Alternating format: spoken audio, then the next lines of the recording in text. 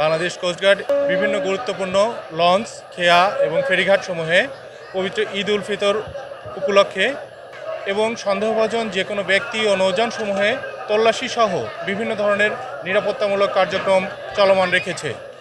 আপনারা অবগত আছেন যে বাংলাদেশ কোস্টগার্ড তার প্রতিষ্ঠা লগ্ন হতে অদ্যাবধি উপকূলীয় চরাঞ্চল এবং উপকূলবর্তী মানুষের বিভিন্ন প্রয়োজনে সবসময় এগিয়ে এসেছে।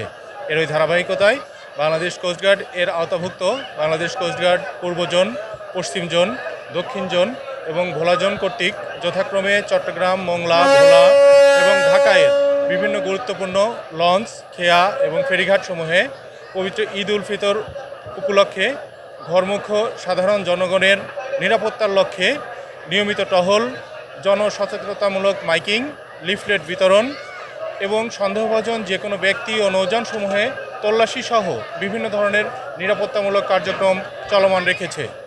কোস্টগার্ডের এই নিরাপত্তামূলক কার্যক্রম 24 ঘন্টা অব্যাহত আছে এবং ঈদ পরবর্তী ঘরমুখ মানুষের কর্মস্থলে প্রত্যাবর্তন পর্যন্ত অব্যাহত থাকবে।